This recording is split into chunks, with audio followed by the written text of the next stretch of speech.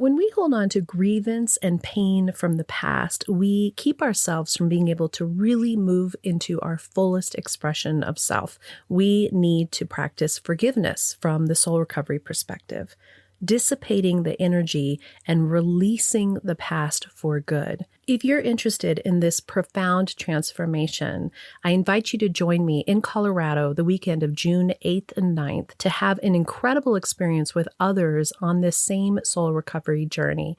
2 full days of immersion in the soul recovery process where you will indeed leave transformed. You will be able to truly let go of these old pains and step into a new way of being. Check out the show notes for a coupon code and how to register. For this episode, I wanted to expand on something that I've mentioned in some of the podcasts previously around protectors or parts. This is part of Internal Family Systems by Dick Schwartz, and I've picked it up and created my own concepts around how we deal with it in soul recovery. But I think it's really important to understand these aspects of ourself that are within us that create the way that we interact with or respond to, either in a positive way or in a not so great way, the life around us, the people around us. How are we protecting ourselves? What parts are we protecting? Welcome to the Recover Your Soul podcast, a spiritual path to a happy and healthy life. My name is Reverend Rachel Harrison. I started Recover Your Soul after having profound changes in my life from my recovery of alcoholism, codependency, and control addiction. I was guided to share the tools and principles of spirituality and soul recovery to help others transform their lives as mine was transformed. For us to overcome external circumstances, we need to turn the attention to ourselves, focusing on our inner change and healing. Positive results in our lives will follow. Welcome to Recover Your Soul. I'm Rev Rachel, and I'm so glad that you're here. You found the soul recovery community. You started on your soul recovery journey. Maybe you're here for the first few times. If you are, welcome, welcome, welcome. We think it's by no mistake that you have searched or found or fallen upon this particular podcast. And if you've been coming back, this is the 5th season, and I'm just so grateful to be building and growing this community where we are learning one day at a time, one step at a time, how to be our authentic and whole selves, to remember our wholeness, to live from a place where we can be okay, even if the world around us or the people around us are suffering and not healthy or happy. We're choosing a happy and healthy life through a spiritual path. And that's what we're here to learn, to grow, and to expand. For today's episode, I wanted to touch on something that I've been mentioning and just passing in a couple episodes, and also something that if you come and do soul recovery work with me and spiritual coaching, this is a concept that we definitely touch on, working on these internal parts of ourselves. And I often will use the word protectors. And I've had a couple people who have asked if we could do an actual episode to clarify what that is for those of you who are doing your soul recovery journey with or without assistance from me. So today we're going to talk about parts and protectors and what that means to me from my soul recovery experience. Now, the first time I ever heard the word parts in this concept and was introduced to Internal Family Systems, or IFS, which was created by Richard Schwartz in the 80s and is still growing and expanding today, was from a woman from church. And she and I were in one of the small book clubs together, and she had been doing a lot of work. And she said what was really working for her was starting to make friends with and open to and allow all the aspects of herself, all of her parts. And that was the first time I'd ever heard that word. And then when I started my soul recovery journey and was with a really good friend of mine who is also a therapist, and she was talking about protectors and brought to light more about what Internal Family System teaches and this concept of protectors. And in everything that I have been inspired by, and there's so much that inspires soul recovery, what I feel like is working for me or happening for me is I hear, or I am inspired by, or something moves me, and I take the flavor of it, I take the aspects of it that seem to work for how my healing, how my mind, how my soul is processing everything through. And that's what I'm sharing with you. So anything that I say that resonates with you, take it in. And if it doesn't resonate with you, it's okay. I think it's so important for us to recognize that there is not one path to healing. There's not one path to spirit. There's not one path to enlightenment. And there's not one path that brings us to our wholeness. That's why there are so many different modalities. That's why there's so many different voices. That's why there's so many different practices. Find the practice, find the words, find the person who speaks to you, and in each of it, take what works for you and leave the rest. So when I started to connect with this concepts around internal family systems, I'm not doing it the way that Dick Schwartz does it. That's the thing I really want to impress upon you. I have taken the pieces that work for me. I have taken the parts of it that I respond to that seem to match up with all of the soul recovery that's coming through and to me. And I'm mixing it in with all of these modalities to create what I am so grateful to be this process, the 9 steps of soul recovery, that is healing my heart, healing my journey, and helping heal others. So I just want to really put out there that this is something that you can look more into if it appeals to you. He actually has a book out that I just finished recently called No Bad Parts that is very good. I listened to it on Audible. I highly recommend it if you find this kind of stuff interesting. So as I speak from this point forward, I'm going to respond to how I am using these concepts from the soul recovery perspective. Okay, all that aside, thank you for being patient with me and hanging in there. So when we are little and we are firstborn, we need others for us to survive. The other day, I was thinking about how it is an absolute miracle that there are so many humans when humans come out and are completely helpless without being held, nourished, fed, clothed, and given a place to sleep and a roof over our heads for the first, 5 years of your life. You could maybe survive after 5 years of your life. It wouldn't be good. But, just to survive, that we need somebody else to fill those roles for us. There are, animals that are born and can run, not us. Oh no, we need help. So if you think about what it takes when you're first born for us to survive, we develop skills to do that. We immediately know to cry when we're hungry. We know to cry when we're cold. We know to cry when we're wet. We know how to look into the eyes of our caregiver so that they will connect with us. We innately know these things, and they create systems within us to make sure that we get what we need and that those needs are met. So if you think about moving past those first couple months of life, that you get to a place where you're starting to be in connection with another human being or more. And you're realizing that when you smile a certain way, you get something back. And so you smile more.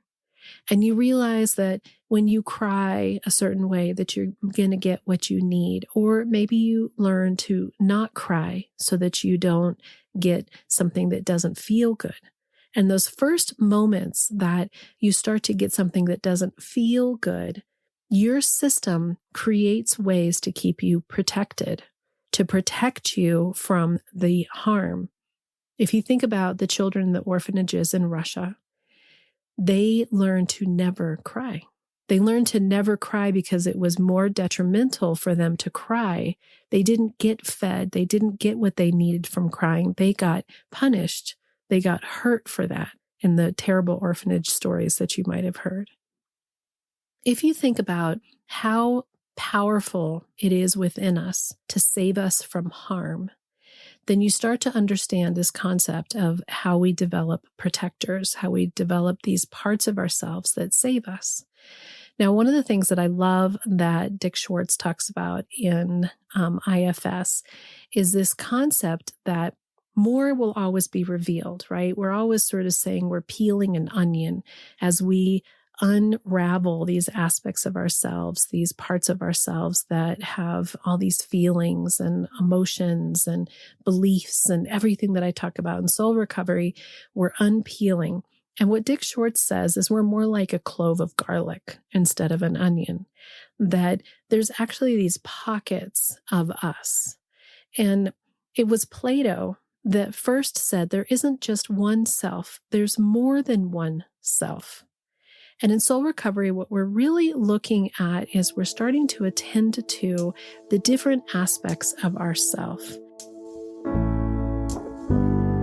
If you're ready for soul recovery, as a spiritual coach, I can support your healing to help make real changes that will bring you a life of peace, happiness, connection, and abundance. You can also work in smaller groups by taking a deep dive in a Zoom workshop or with me in person at a retreat or an event.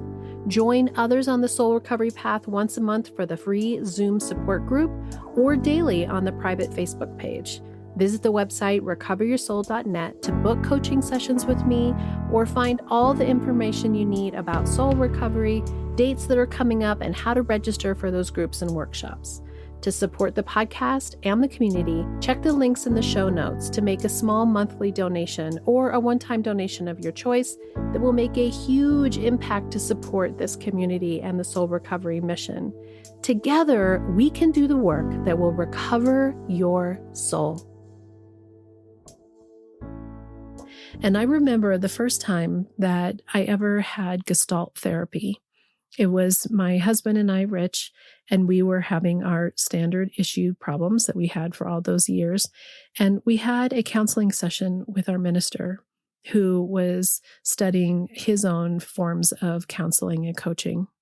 And I didn't know it was Gestalt therapy at the time, but he did this practice where we were each given a turn. And as we started talking and expressing a part of us, he would have us move to a different chair. And in that chair, we would take on even more intensely the persona of who was feeling that feeling and why they were presenting themselves in that way. Now, I don't remember a lot about this experience because it was a long time ago, but I have two really strong memories from it. The first one was that Rich did his practice, and I'm watching him, and he's moving to the different seats. And he gets into this one seat, and he's intense, and he's angry, and he has a big energy, and he has a big voice, and he's judgmental. I looked at him and I said, "That's the judge. That's the one that I am afraid of." And for the first time, I could see that part of Richard as separate from how I was interpreting him to be all of that I was mixing that judge in with all the other parts of him and only seeing the part that I didn't like. And I was interacting with that part. And so that was the first time that I really was like, oh, it's not the whole of him. It's just the part of him. And then it was my turn. And then I did whatever it was that I did. I can't remember. But I remember that I found my afraid small little girl. And she talked quiet. And she was scared.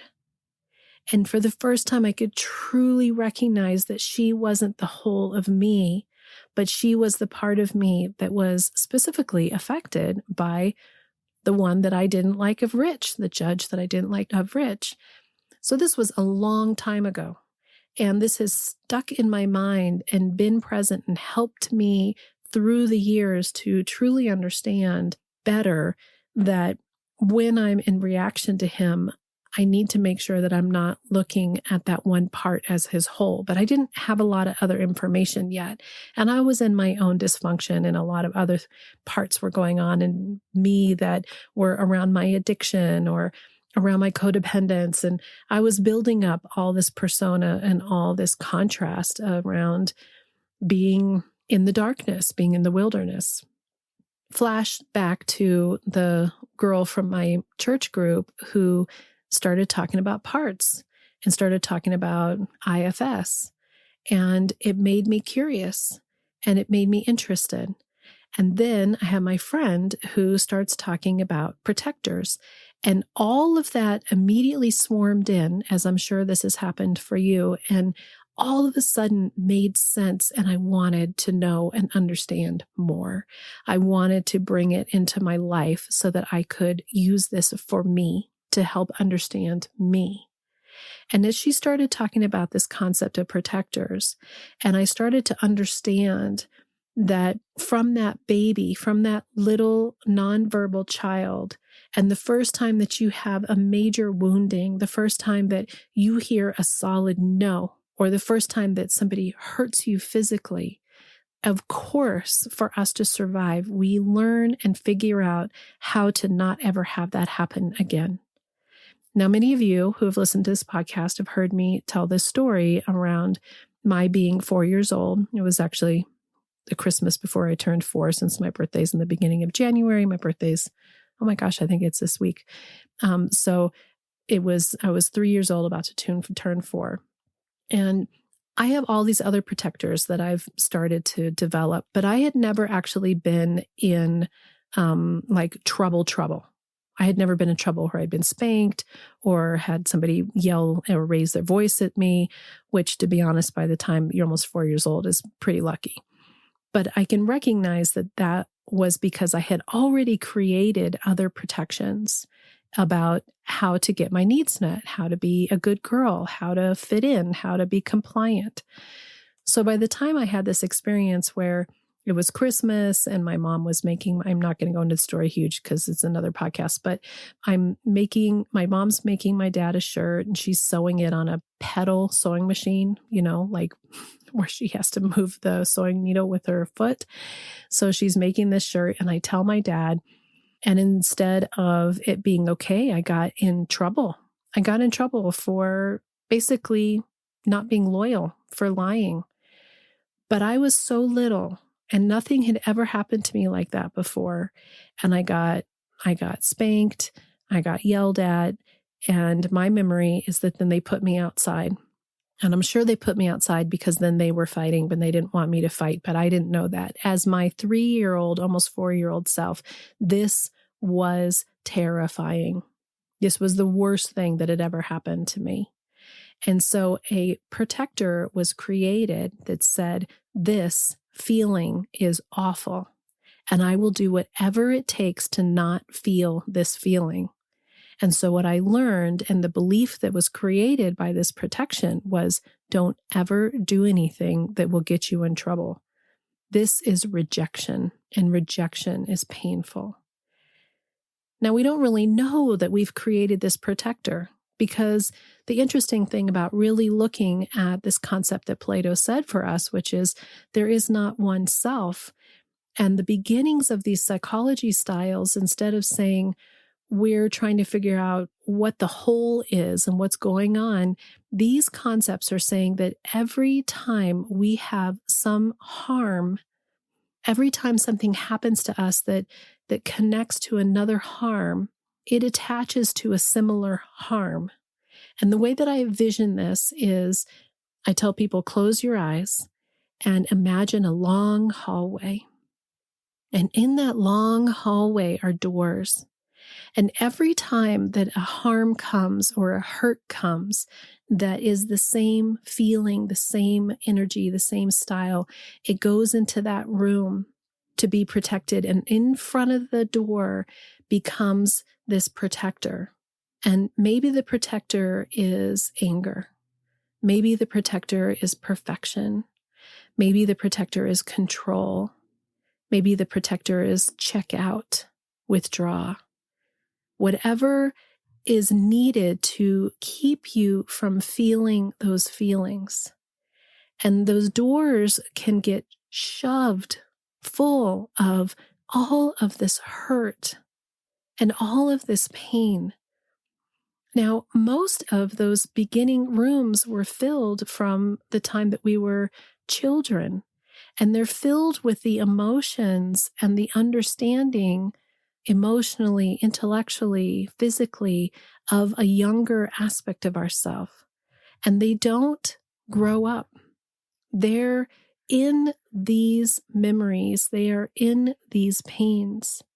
And what I realized in that session with Rich and I, in that moment that helped the beginning of my soul recovery journey, was that when he was in his judge, which is a protector that he has standing at a door of his pain, I was a little girl.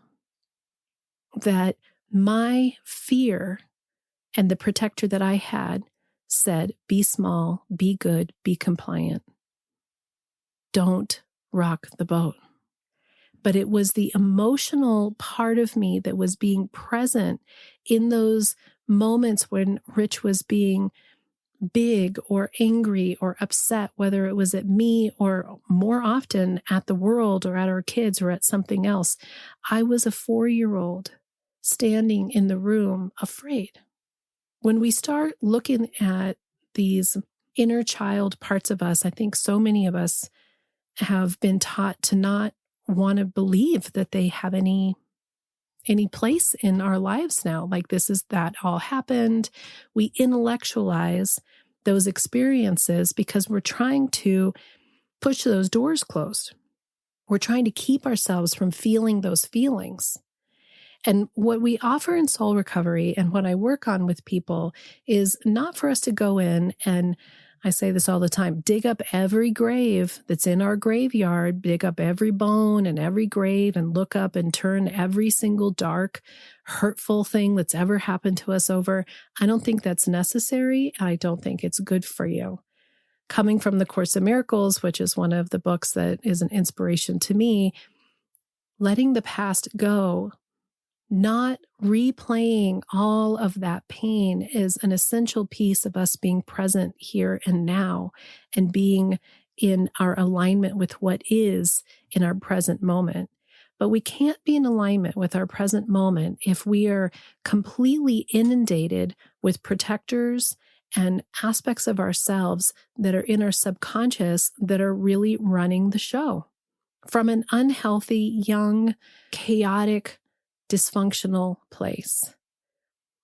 So when we start looking at this work and you start contemplating this very tender way to be with yourself, to start to realize that in your own corridor of your life and of your heart and of your soul, you can allow yourself to say, yes, there is a part of me that wants to stay in this marriage. There is a part of me that wants to leave the marriage. And instead of thinking that there's something wrong with you because you're thinking two different things, to actually start to touch into the truth that there are these different parts of us that have different emotional intelligences, that have different capacities to hold space, that have different belief systems. The way that Dick Schwartz talks about it is that it's as if each one of these cloves of your garlic has its own whole system. That's why they call it internal family systems. It's as if within yourself you have an entire set of personalities, and there's nothing wrong with that. That's why on one day you can feel strong and you can feel embodied and you can feel like you've got this. And the next day you're riddled with all of the belief that you're not enough, that you did something wrong, that you're hurting people, that there's something wrong with you. It's okay. But the key in looking at this from the soul recovery perspective is to start to utilize these concepts to attend to our emotional self. I'm always saying that our feelings are telling us something, that we are these incredible spiritual beings having a human experience, and that our feelings are our guidance system.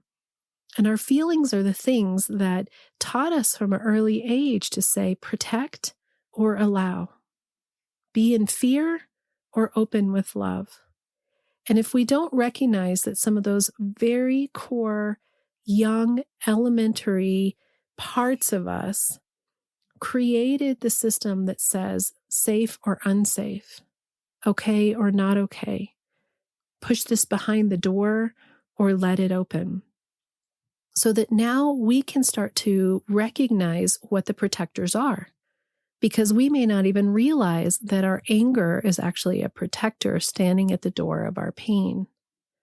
And if we don't believe or think that that's what's happening, it's in its own world doing everything that it can to keep us from feeling our feelings. But what we're saying in soul recovery is, I'm ready and willing and I'm interested in opening those doors and releasing the pain, being curious about those memories. What are the key elemental memories that have set up my belief system that may not be working for me anymore, or that is keeping me in a relationship that isn't healthy for me, or is keeping me addicted?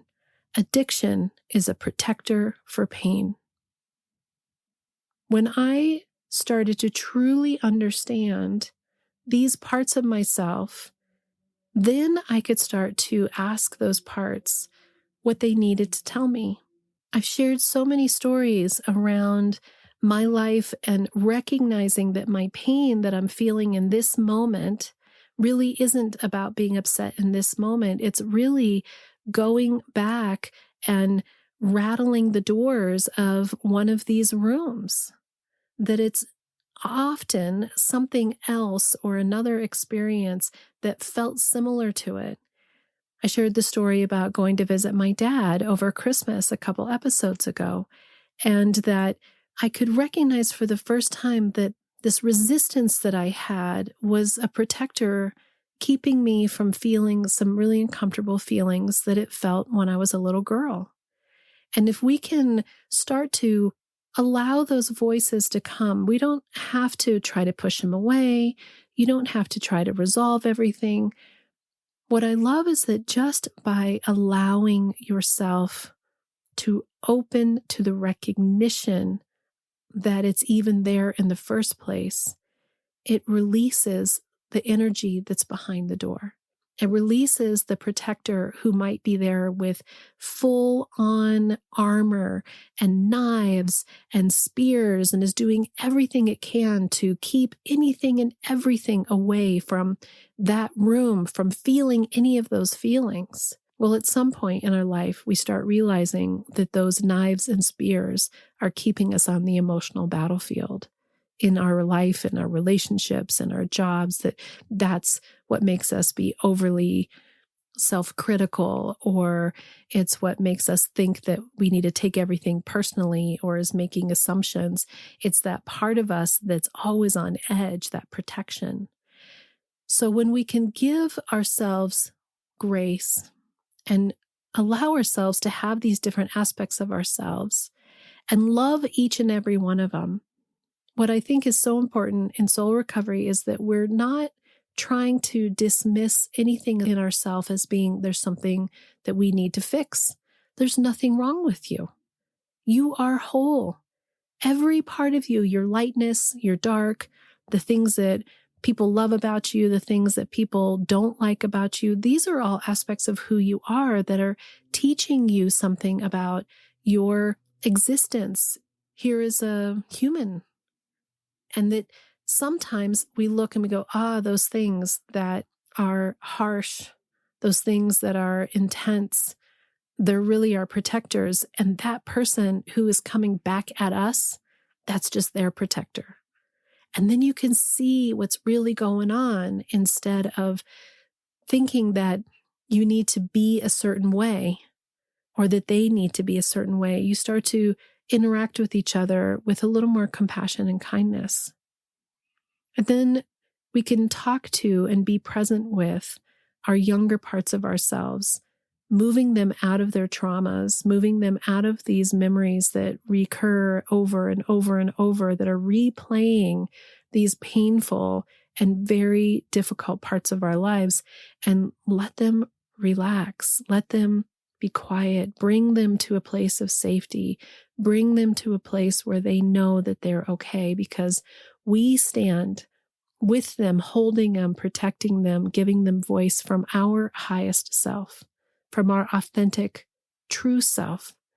And from that, they can begin to relax. And then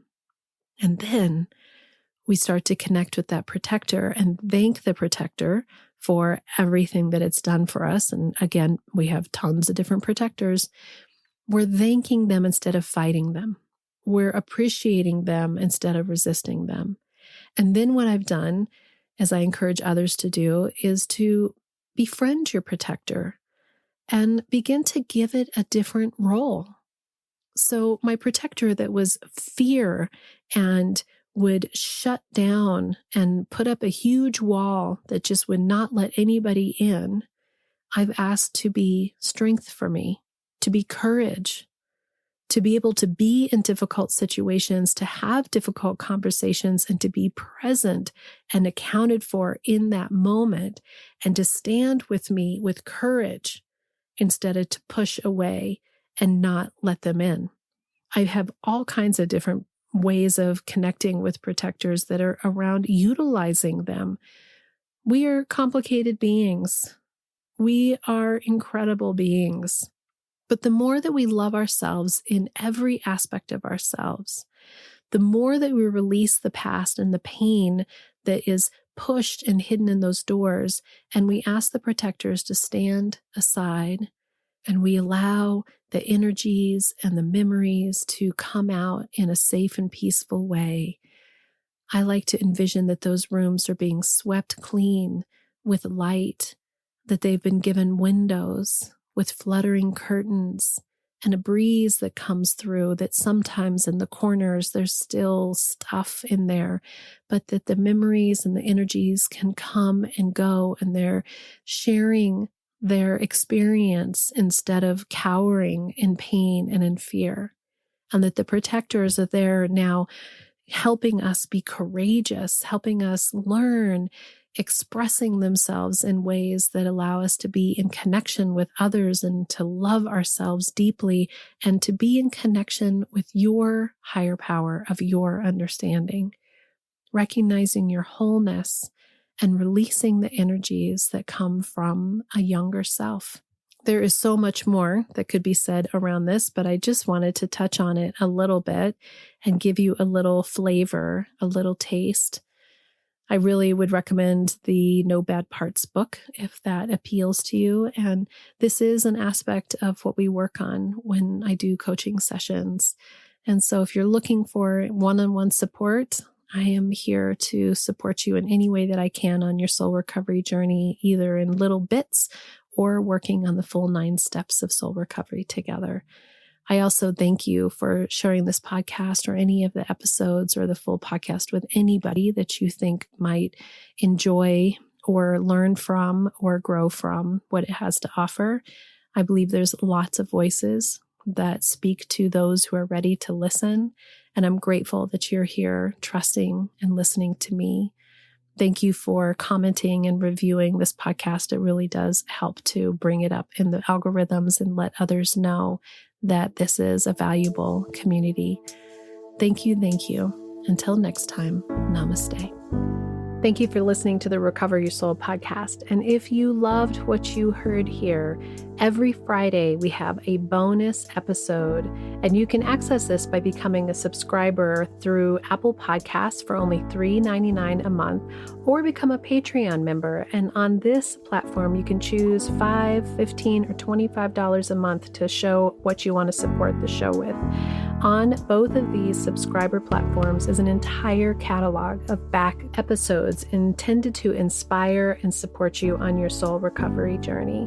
I really want to invite everybody to attend the free once a month, every first Monday of the month support group. This is on Zoom. Everyone is welcome to attend. And by giving a like or a review, And sharing this with your friends and family really helps us to share the soul recovery message with even more people.